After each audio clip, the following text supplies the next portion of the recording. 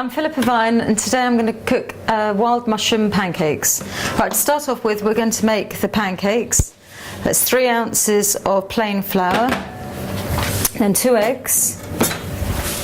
The secret to stop getting a lumpy batter is to whisk the eggs in the flour to make a really thick batter, and then after that,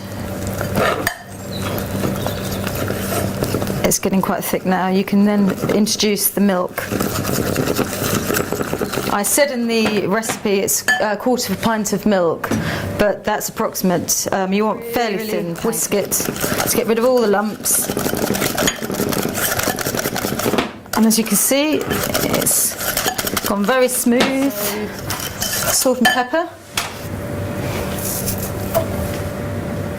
And some oil as well, because when I'm going to, once I cook them, they can stack them up and stop them from sticking together. They just that little bit of oil, so I think it's about there. So no lumps inside. Right, get the pan to be really hot.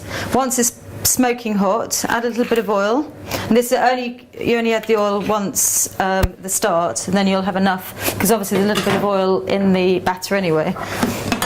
Right, make that really piping hot. Now the first pancake never comes out. I don't know why, but that's the chef's perk. You can keep that one and eat it. But just while it's cooking, just go around the edges. I think it's ready to turn. In fact, that pancake's quite good. That's because I've got this new pan, and it does make a difference. Only take a minute or two to cook, so it's great. Right, pop it on a plate, and then you've got the next ladle. It's about 1 ladle. And then what you do, just sort of shake the pan, so the batter gets right round the pan.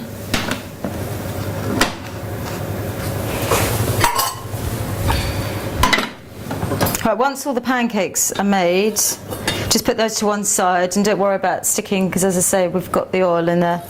Just stack them up, and then we'll start on the mushroom filling. So I've been busy picking in the woods, local woods, for some. But you must be careful. You must take a book or an expert. Take a friend that's an expert. If in doubt, just don't pick. And just go to the shop, because you can get some nice chestnut mushrooms as well. In fact, I have, because I was a bit dubious about that one, some of these, so I've just used some shop ones, and also a filled mushroom, which I know is fairly safe, and also one of these as well, some seps. Right, I'm going to use another pan now, just a deeper one, to put all the mushrooms in. Right, what I'll do, I'll chop the mushrooms up, just sort of in small slices. Melt some butter in it.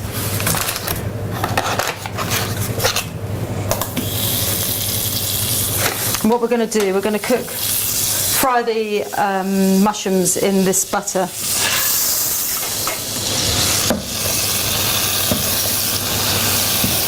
And then any extra moisture we can reserve for the sauce.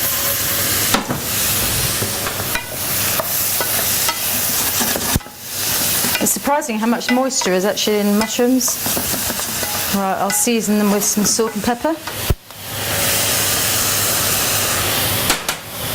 now you just add some crushed garlic, about half a clove, because you don't want to overpower this gorgeous flavour of mushrooms. And then to give it extra body, what you use in the store cupboard as well is dried porcini mushrooms, and absolutely gorgeous. It's like a sort of bovrily, really intense flavour. And to get that, you take 15 grams of the dried mushrooms with boiling water, and you soak them, and then you'll sort of have this sort of wonderful liquor, which is really dark, which is really great for the sauce. So what I'm going to do, I'm just going to use my hands, and I'm just going to squeeze out. So basically these mushrooms that have been dried, they've all sort of gone soft again. So they've gone back to the sort of original state they were in. And I'll add those to the mushrooms as well. It just gives a lot of flavour. But again, this is optional. You don't have to, if you haven't got these dried mushrooms or haven't dried them or haven't got them from the shop, then don't worry, it doesn't matter. But actually, I would recommend this for the winter months coming, because you can put them in all your casseroles, beef casseroles, lamb. It does have a sort of a nice secret ingredient with great flavour. Now I think these mushrooms are nearly ready. I haven't had to drain any of the liquid, because for some reason these mushrooms I've used haven't got any extra liquid. So I'm going to sprinkle on some flour, which is a teaspoon, to sort of thicken, start the sauce off. Just stir that and cook that a bit. Half a teaspoon of Dijon mustard, which is my favourite ingredient for any white sauces. Some cream. Some thyme, which will obviously be in the garden.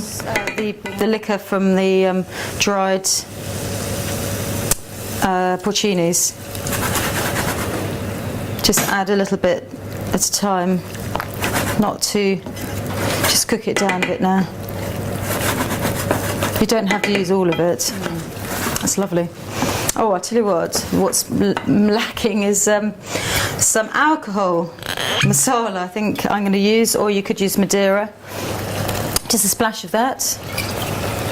Okay, and now I'm ready to stuff the pancakes now. I'll show you how to do that.